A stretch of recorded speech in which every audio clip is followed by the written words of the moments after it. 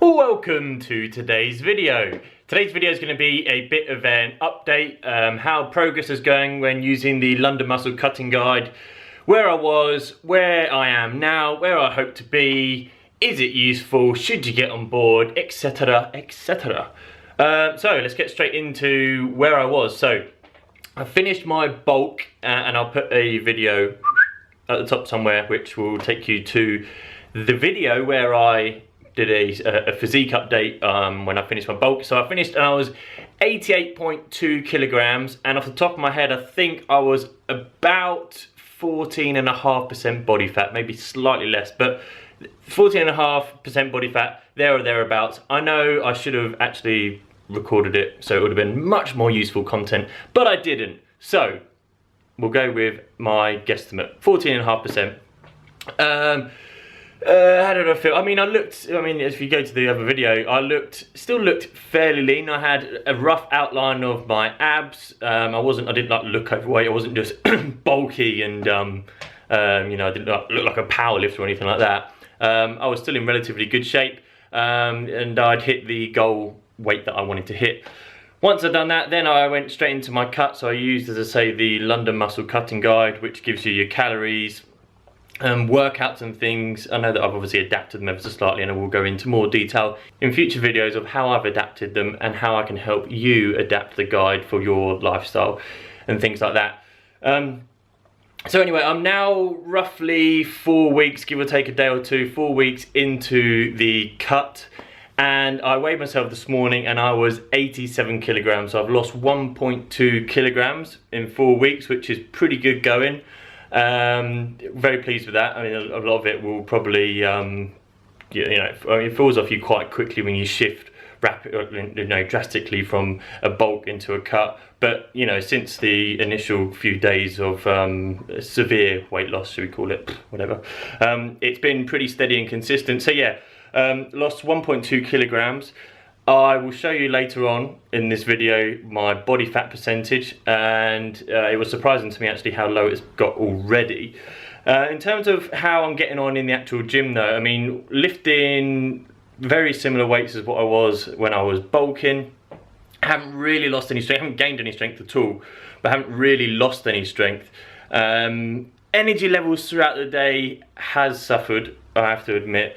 So I do feel a bit more tired, a little bit more lethargic. Things get to me a little bit more because I'm low in calories, and that is to be expected.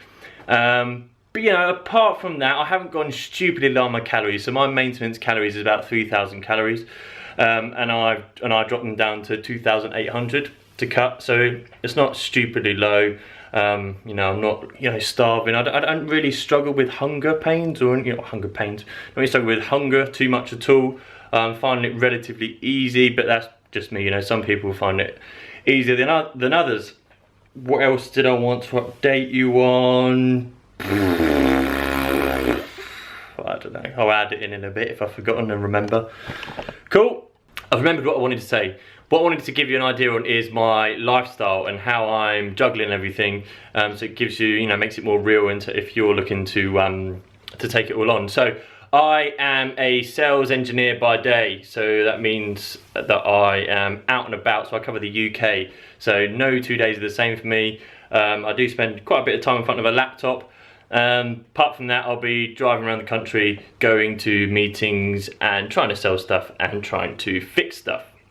That's what I do. So I have to be prepared in a lot of things that I do. I have to be quite, let's say, inventive when it comes to making sure I have the right meals with me and where I go to get my meals, and also when I will go to the gym. So maybe I need to go in the morning before I head off to somewhere for work, or maybe I go when I come home, or maybe I don't go for a couple of days and then do a bit more of a brutal session a few days after, when I would have, when I've missed out on the days that I would normally go.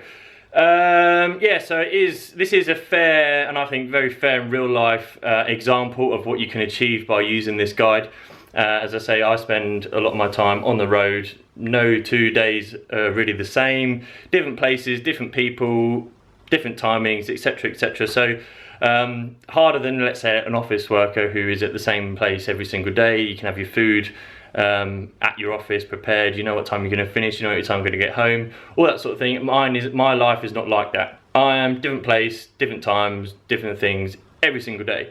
I just thought it was relevant to throw that in because I'm not, you know, like you follow other YouTubers and they're like, oh yeah, I go to the gym at like 1 o'clock in the afternoon or something like that, which just isn't realistic.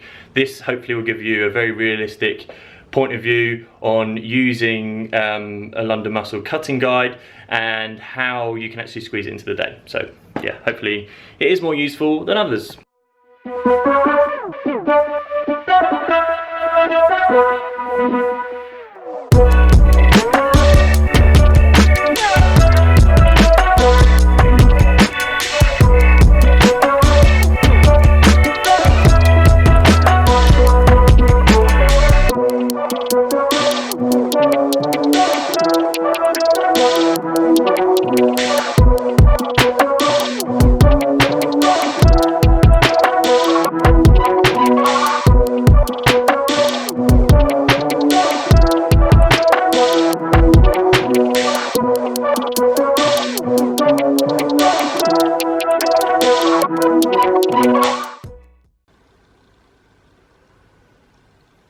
That symbolises what you need in order to juggle work and gym, and that is preparation. This is my lunch, or was my lunch. I've eaten it now, but I prepared it the night before, and that is what you're going to have to do. Actually, that's not true. That's not what you have to do, but we do have to be prepared.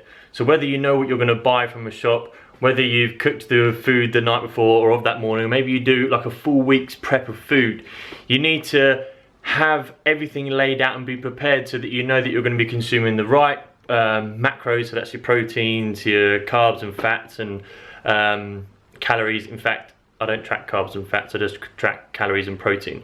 But neither here nor there. I am prepared. I know exactly what I need to be hitting each day, and I know at the start of each day where I'm going to get that from. So whether it's from food that I prepared, or whether I know where I'm going to go to grab my lunch, or whether I'm out for dinner, I'm prepared. And sometimes even prepared a few days in advance. So for example, right now, as you know, I'm cutting. So if I am planning on going out for a curry with my mates or something on a Friday night, I do have friends, then I will make sure that I have less the previous day so that I've got those calories in reserve, knowing that me going out and socialising and having a drink maybe and having curry isn't going to push me overboard and yeah, set me back.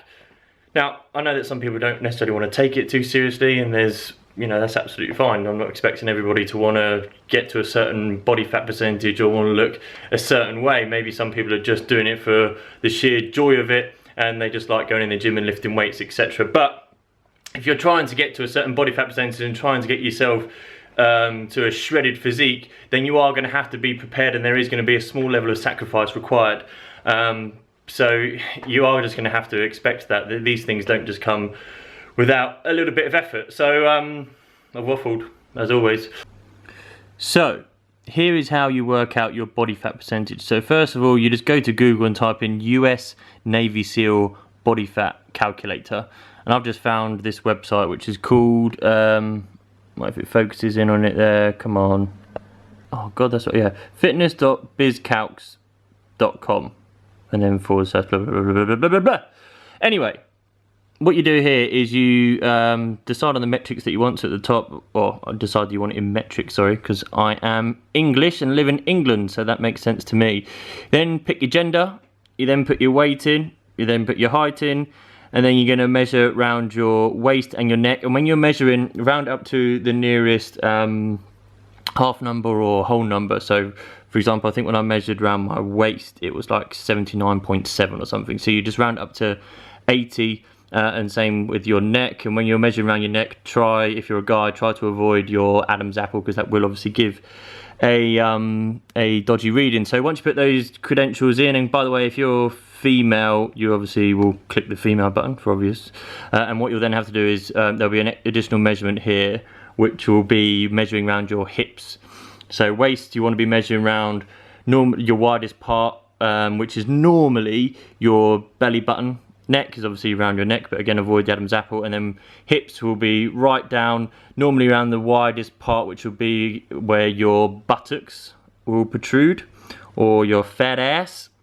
And then, yeah, hit calculate and it'll give you body fat percentage. So currently, my fat mass, according to this, is 9 kilograms. My lean mass is 78 kilograms. Apparently, I'm athletic, which is nice to hear. My body fat percentage, I'm surprised to see, is at 10%. Now, I am feeling very lean at the moment, but I didn't think I was quite that lean. But there we go. Anyway, if I manage to have the time after the leg session, I will do a physique update. Hopefully there's going to be some good lighting at the gym that I can do that. Won't really have a pump on my upper body though, but nonetheless, that's how you work out your body fat percentage. Go ahead and do it, and then once you know that information, working out calories and stuff is a lot easier. So yeah, I hope that's been helpful.